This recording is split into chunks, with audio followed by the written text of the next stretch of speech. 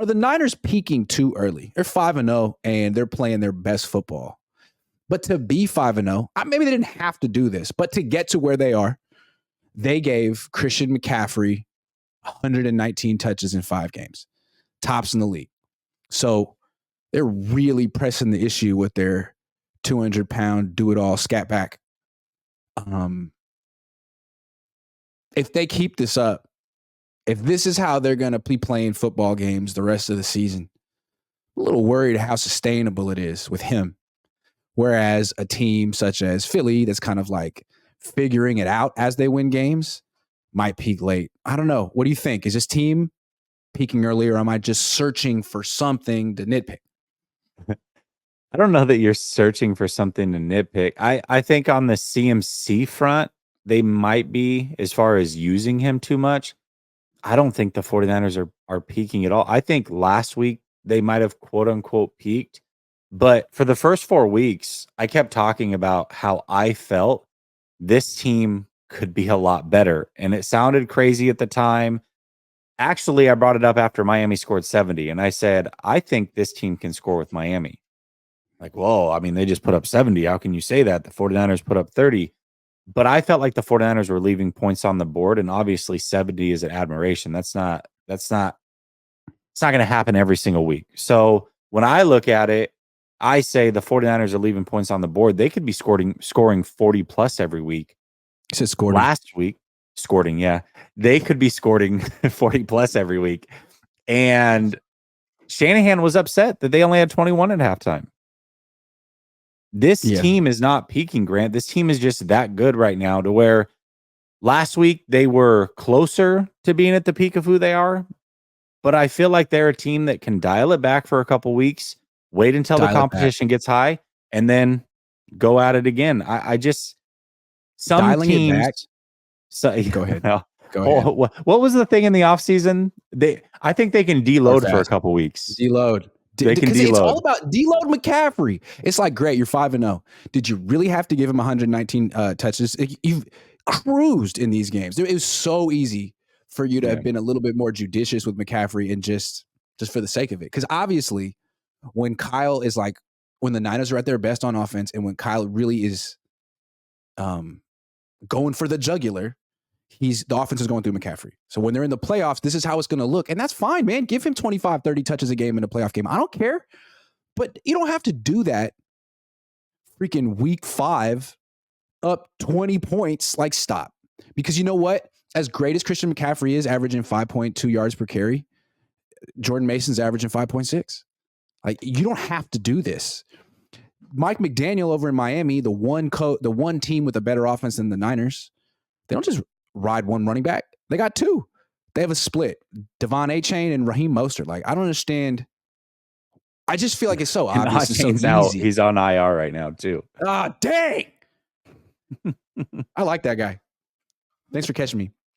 So here's the carries. I get it with receptions, too. That can be a lot.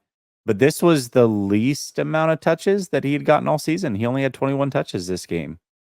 Yeah. He had 27 the game before, 23 the game before that, 23 and 25. So, I mean, if he can sit around 21, that's not a lot of touches. He better not really get hurt. not. I don't think. He better not get hurt. He better not get hurt. Oh, yeah, I hope not. Better not get hurt, baby. Just be careful, Kyle. Because it's not something you have to do. It's something you want to do.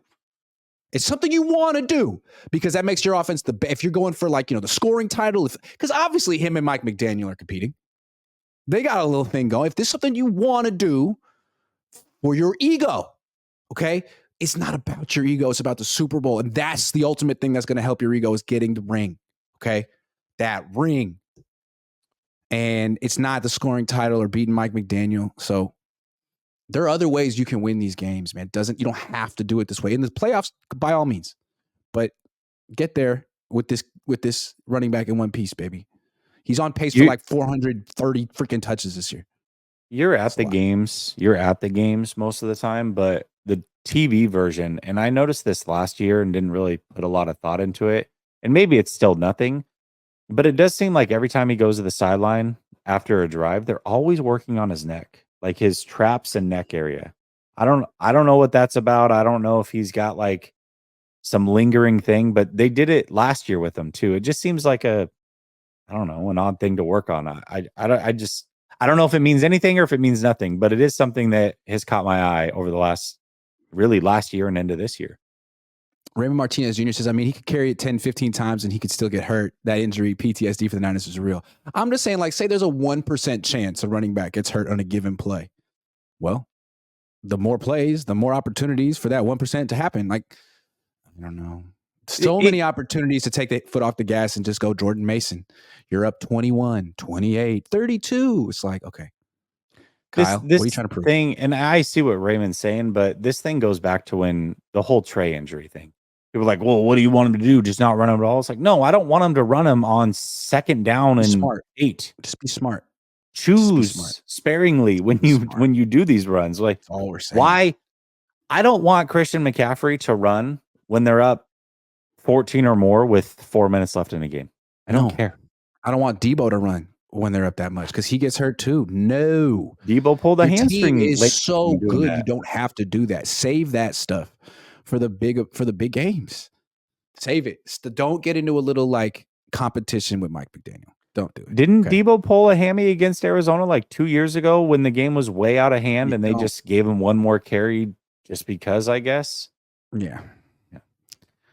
Carson Hummel says Niners need CB4 depth. Ambry Thomas is a liability.